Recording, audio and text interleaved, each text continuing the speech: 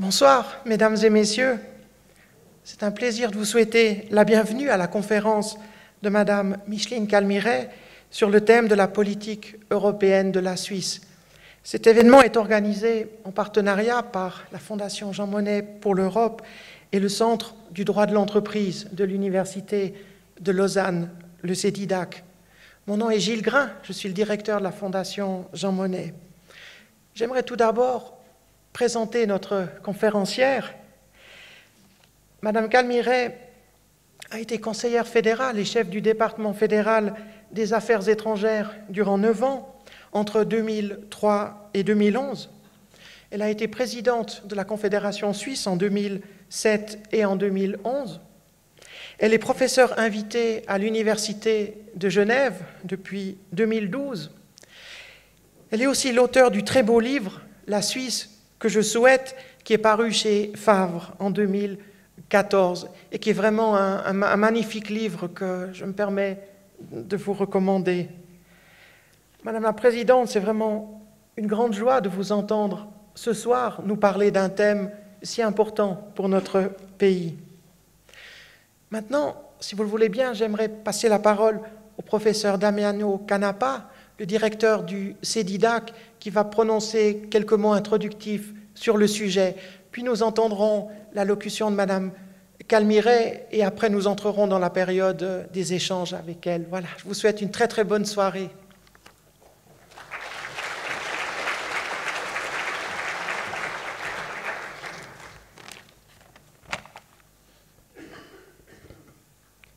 Madame la Présidente, Monsieur le Directeur de la Fondation Jean Monnet pour l'Europe, Monsieur le Doyen, Mesdames et Messieurs, au nom du Centre du droit de l'entreprise de l'Université de Lausanne, le CEDIDAC, je vous souhaite à mon tour la bienvenue à cette conférence européenne co-organisée avec la Fondation Jean Monnet pour l'Europe. En tant que directeur du CEDIDAC, je me réjouis de cette nouvelle très belle collaboration entre nos deux entités. Le 31 janvier passé, nous avions le plaisir d'accueillir à cette place le secrétaire d'État en charge des affaires européennes, Roberto Balzaretti. M. Balzaretti s'exprimait alors au sujet du projet d'accord institutionnel entre la Suisse et l'Union européenne. J'avais alors eu l'occasion d'introduire la conférence par un bref rappel historique des relations que la Suisse avait entretenues avec l'Union européenne depuis le rejet de l'accord sur l'espace économique européen le 6 décembre 1992. Il en ressortait que la Suisse avait souvent été demandeuse de plus de relations avec l'Union et que l'économie de notre pays avait largement profité des 2 paquets d'accords bilatéraux conclus en 1999 et en 2004. Le dernier chapitre de ces relations, chapitre qui doit encore être conclu, est le projet d'accord cadre en vue d'assurer une meilleure harmonisation des droits suisses et européens. Alors que dire de l'accueil qui a été réservé à ce projet depuis sa mise en consultation le 7 décembre passé. Le moins que l'on puisse dire est que la situation manque de clarté et que Parlement et gouvernement sont indécis. Dans un premier temps, l'accord cadre a été accueilli fraîchement. Il a même été question d'un accord en état de mort clinique après certains propos du président de la Confédération. Par la suite, toutefois, plusieurs partis se sont ralliés à l'accord avec plus ou moins d'enthousiasme. Si les Verts libéraux se sont d'emblée montrés favorables, il a fallu plus de temps au Parti libéral radical pour arriver à la même conclusion. Les démocrates chrétiens, le Parti socialiste suisse, votre famille politique, Madame la Présidente, et les Verts posent quant à eux leurs conditions à une acceptation de cet accord, conditions qui ne sont pas forcément acceptables pour l'Union européenne, qui, je vous le rappelle, exclut à ce stade toute nouvelle ronde de négociations. L'UDC, sans surprise, rejette quant à elle le projet. Davantage de consensus ne se trouve guère du côté des différentes associations professionnelles. L'Union suisse des paysans rejette le texte, Économie suisse et Suisse même recommandent son acceptation, et l'USAM souhaite attendre la votation sur la libre circulation des personnes avant de signer quoi que ce soit. De votre côté, Madame Calmiret, vous êtes intervenue à plusieurs reprises depuis décembre passé pour appeler les syndicats à rejeter le projet. Vous êtes en cela en ligne avec les positions de ces mêmes syndicats, comme en témoignent les propos que Pierre-Yves Maillard, nouveau président de l'Union syndicale suisse, a tenu ces derniers jours au sujet de l'importance de préserver les niveaux de salaire actuels dans notre pays.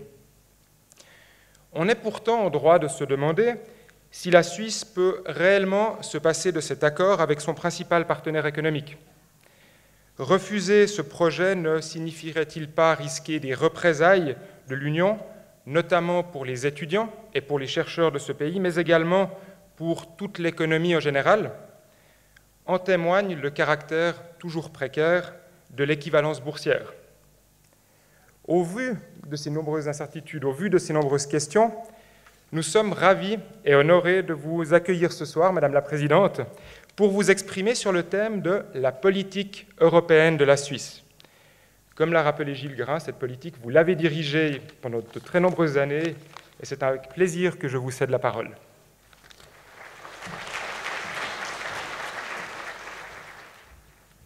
Bonsoir, mesdames et messieurs. Il était une fois un commentateur britannique qui a parlé de la suissitude de l'Union européenne pour regretter son peu d'influence géopolitique dans le monde. L'Union européenne serait devenue apathique à cause de son bien-être, tout comme la Suisse. Et il illustrait sa thèse avec une célèbre citation d'Orson Welles dans Le Troisième Homme. Je cite: « Durant 30 ans de guerre et de sang versé sous le joug des Borgia, l'Italie a produit Michel-Ange, Leonardo da Vinci et la Renaissance. Durant 500 ans de solidarité, de démocratie et de paix, la Suisse n'a produit que des horloges à coucou. » Au-delà de la critique, le constat repose sur un malentendu. L'horloge à coucou n'est pas une invention suisse, mais une invention bavaroise. La Suisse produit des montres, mais ce sont des montres de haute précision, comme les montres atomiques utilisées dans le système de navigation satellite européen Galileo. Ces montres représentent ce que la Suisse est, un pays en tête des classements de l'innovation et de la productivité, un pays moderne, dont le poids économique et financier ne se laisse pas mesurer à l'aune de son petit territoire ou de sa population. Une puissance économique de moyenne importance, mais un investisseur direct et un partenaire commercial qui compte. Nous sommes 4e dans les classements des pays exportateurs par tête d'habitants. Et surtout, depuis 1949, la date de la sortie du film Le Troisième Homme, le monde, mesdames et messieurs, a beaucoup changé. Le monde se globalise et ce phénomène s'accompagne d'un déplacement des centres de gravité politiques et économiques. La Chine et l'Inde sont entrées dans le cercle des grandes puissances. En un siècle, nous sommes passés d'un monde dominé par le continent européen à un univers multipolaire où quelques superpuissances utilisent le multilatéralisme en leur faveur. Comme les États-Unis et Donald Trump, certains ont tendance à considérer la gouvernance multilatérale comme étant le rassemblement de chefs d'État forts, négociant entre eux, d'hommes, la Russie de Vladimir Poutine, la Chine de Xi Jinping, la Turquie de Recep Tayyip Erdogan, le Brésil de Jair Bolsonaro. En conséquence de quoi, mesdames et messieurs, il faut bien constater que la politique étrangère se comprend de plus en plus aujourd'hui comme une politique de défense stricte des intérêts nationaux, notamment économiques et financiers. Or, les fondamentaux économiques et financiers de la Suisse sont enviables. Depuis 2008, la Suisse a fait montre d'une très grande résistance aux chocs internationaux et a ainsi prouvé sa capacité de produire et de procurer un bien-être durable à ses habitants et à ses habitantes. Malgré son système financier international très connecté au monde, ce qui accroît sa sensibilité aux crises financières internationales, malgré son économie largement exportatrice, ce qui est de nature à nous rendre vulnérables aux changements de conjoncture, la Suisse est leader des rankings en matière de compétitivité et d'innovation. Par contre, le pays n'a que peu de ressources naturelles si on exclut l'eau, et ses principaux partenaires économiques sont dans son environnement immédiat. Considérez que le Land de Baden-Württemberg est un partenaire commercial aussi important que la Chine. Et nous comprenons dès lors pourquoi les relations de la Suisse avec l'Union européenne sont la première priorité de la politique étrangère de la Suisse. La deuxième chose que je voudrais vous dire, c'est que nous vivons dans un monde d'interdépendance. Un monde où même l'État le plus puissant de la Terre ne peut pas résoudre tous les problèmes seul, car nous faisons face à des risques qui ne connaissent pas de frontières. Vous pensez certainement aux émanations radioactives à Fukushima, vous pensez au terrorisme, à l'épidémie Ebola qui a ravagé l'Afrique de l'Ouest en 2014, au réchauffement climatique dont on parle beaucoup ces temps-ci. Nous assistons donc à des transformations profondes à l'échelle globale et des événements, des facteurs extérieurs à notre sphère d'influence directe ont de plus en plus souvent un impact sur notre économie et sur notre vie quotidienne. Et de manière générale, la réponse des États à ces changements a consisté à initier des processus d'intégration à la fois politique et économique au niveau régional, en partant de l'idée que plus on est grand, plus on est fort. On voit le Mercosur, par exemple, en Amérique latine, on voit l'ASEAN, on voit l'union économique qui a été créée entre la Russie, le Bélarus et le Kazakhstan. Et sur le continent européen, l'Union européenne a été créée.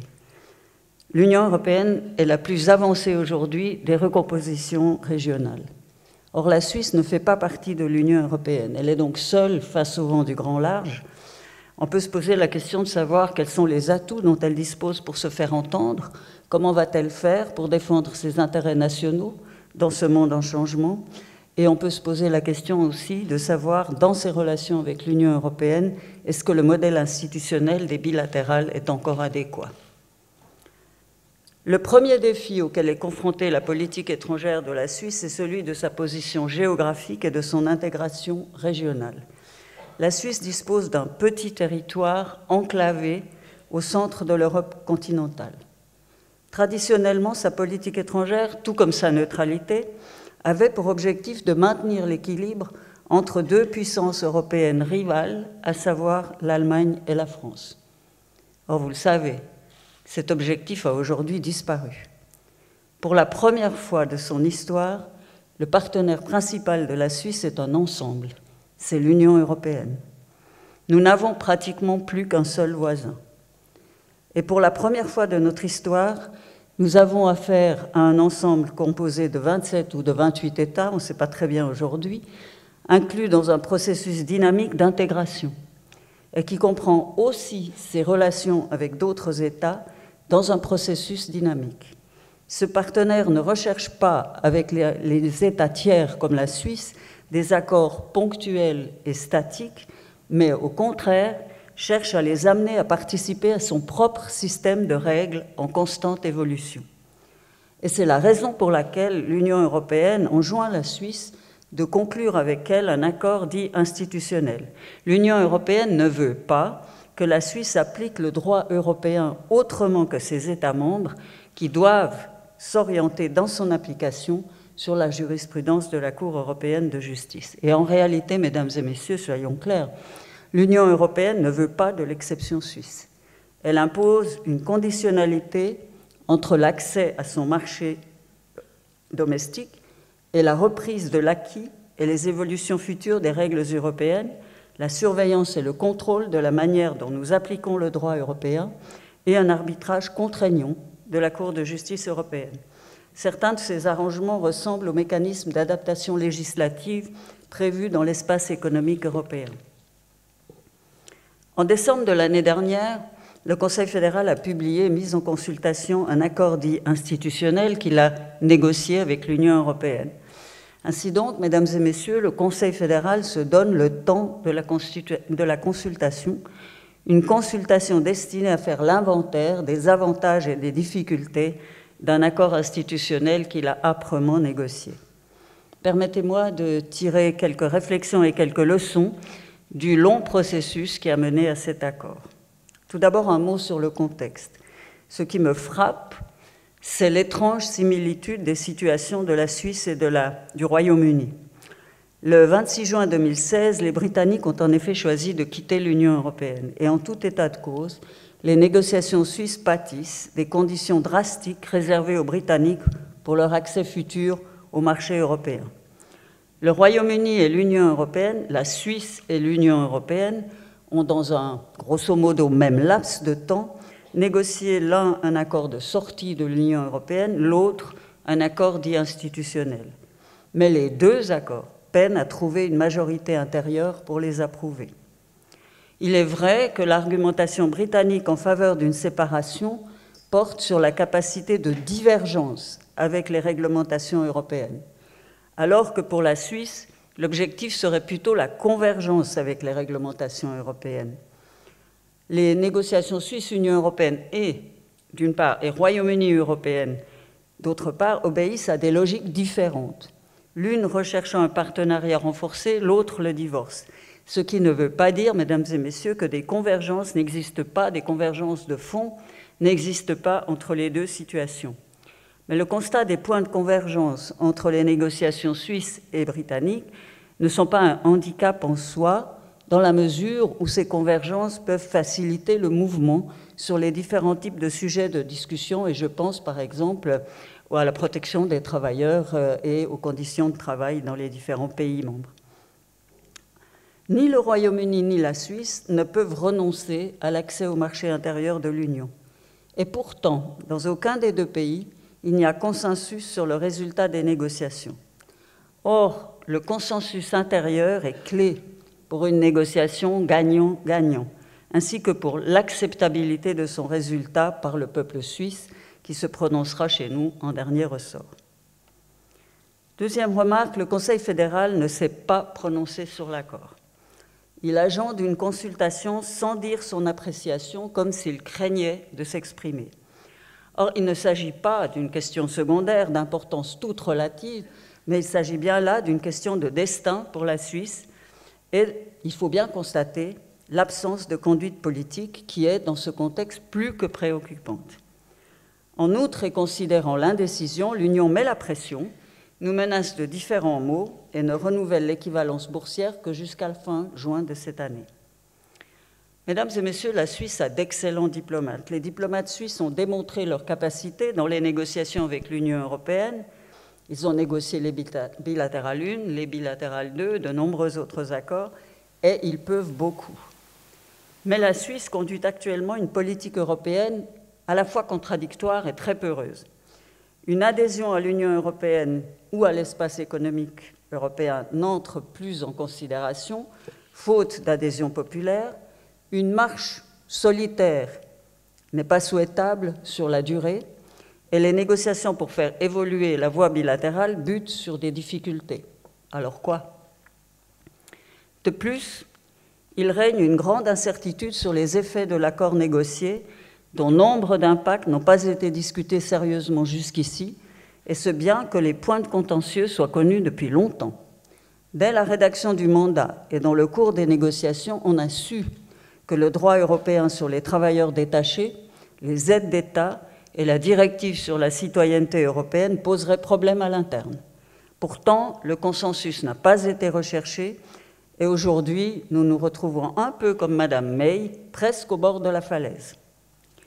Bien que la Commission européenne se soit quelque peu irritée du caractère indécis de la position de l'exécutif suisse après 5 années de négociations, elle a néanmoins renvoyé la question du paraphe du projet d'accord à juin prochain afin de laisser un peu de temps au consensus national.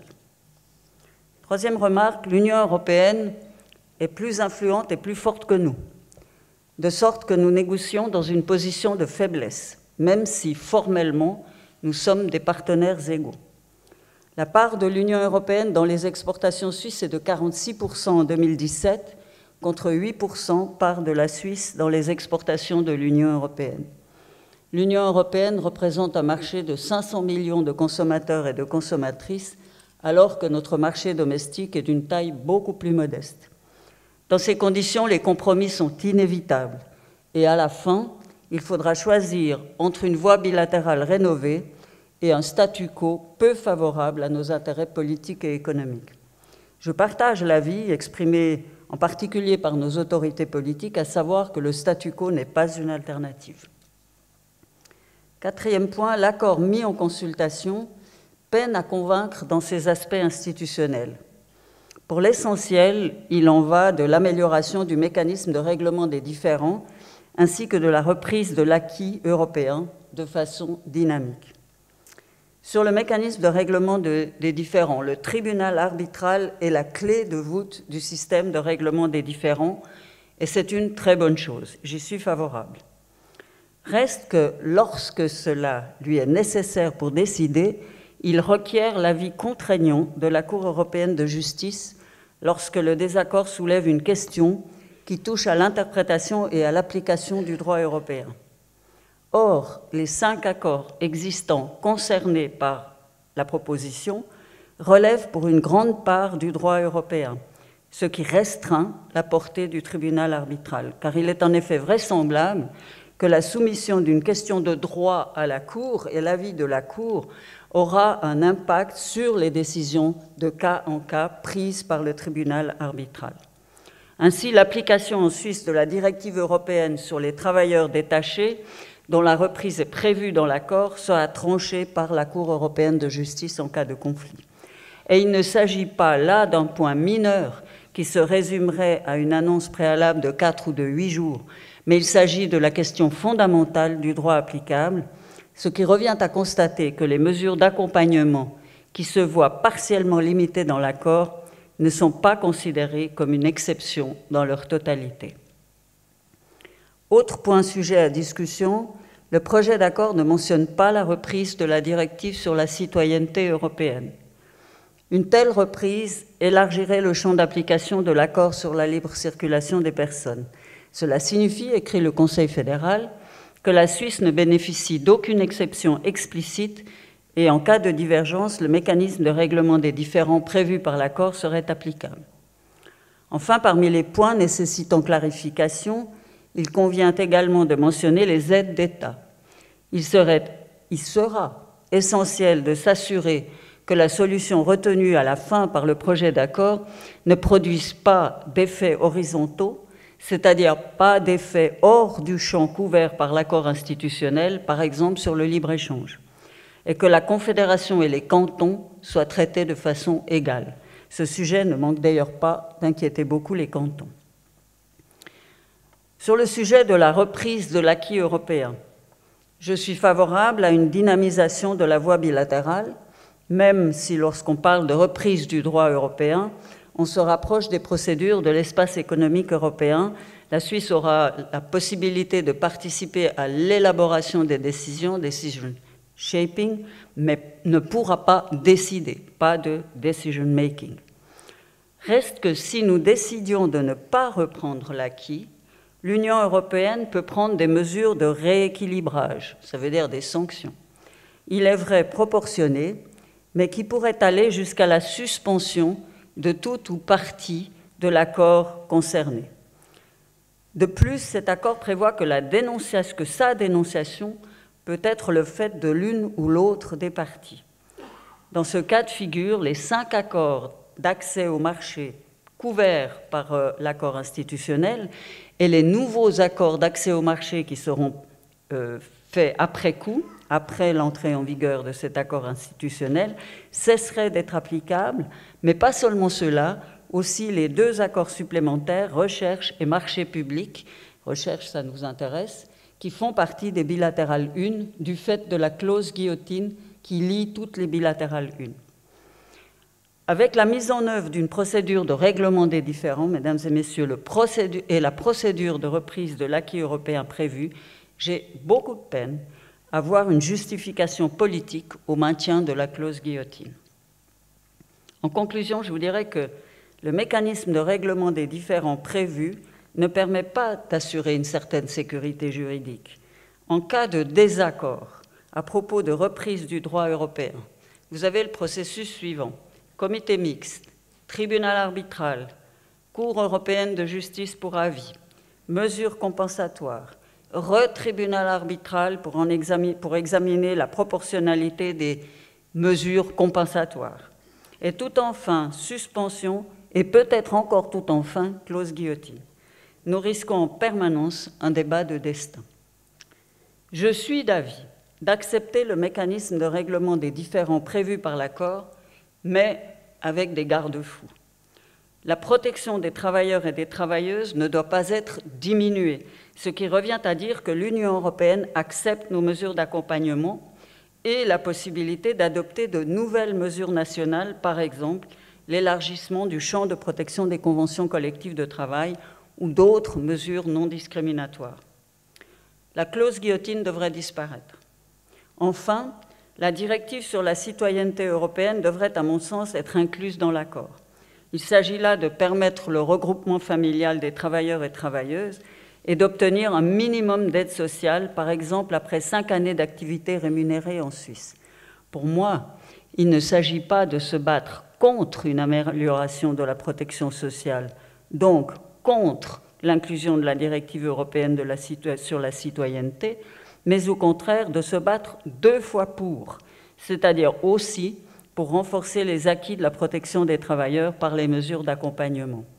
Je dirais amélioration de la protection sociale des personnes travaillant en Suisse et renforcement de la protection des travailleurs contre les sous-enchères salariales et de meilleures conditions de travail font pour moi partie de la même cohérence et devraient pouvoir fonder un compromis helvétique équilibré. Mesdames et messieurs, l'identité politique de la Suisse est caractérisée par la neutralité, la démocratie directe et le fédéralisme. Cette identité est très particulière et a influencé et influence encore notre politique étrangère. En effet, la politique étrangère, qui est une projection de notre identité vers l'extérieur, donc la politique étrangère d'un État comme le nôtre, composite, se doit d'être ancrée dans la durée et prévisible. Elle doit encore être impérativement capable de rallier une majorité de la population et enfin composer avec la politique intérieure du pays, cette dernière étant le reflet des différentes parties et des différentes cultures de la Suisse. Si la Suisse a des relations très denses avec l'Union européenne dans nombre de domaines, elle est beaucoup plus réticente, voire franchement hostile, à les renforcer sur le plan politique. Un rapprochement politique lève un certain nombre de craintes quant à la pérennité de nos institutions et en définitive touche à notre identité puisque ces institutions nous permettent de vivre ensemble et nous définissent comme Suisses. Et en développant une voie alternative dans ses relations avec l'Union européenne, en s'engageant sur la voie des bilatérales, la Suisse a cherché à résoudre une contradiction, à savoir une position géostratégique au centre du continent européen qui nous lie au sort de l'Europe, et une attitude plus que réticente quant à un rapprochement politique avec l'Union européenne. Et mettre en danger cet équilibre n'est pas sans risque. Il convient donc de ne pas rompre le dialogue avec l'Union européenne, de se donner le temps du consensus intérieur et celui du rééquilibrage de l'accord. La phase de consultation est aujourd'hui terminée avec un résultat général que l'on pourrait qualifier d'acratopège. On dit oui, mais, on dit non, mais, on demande des clarifications. Un parti dit oui, l'autre dit non, selon que l'on est optimiste ou pessimiste. Mais une chose est en tout cas sûre, le projet d'accord vit des moments difficiles. Et le Conseil fédéral doit s'engager. Notre gouvernement jouit d'une grande crédibilité. S'il souhaite pouvoir entraîner la population derrière un accord, il a intérêt à le dire et il a intérêt à tenter de convaincre. Il a intérêt à rechercher activement un consensus qui puisse unir derrière un accord équilibré. Je vous remercie de votre attention.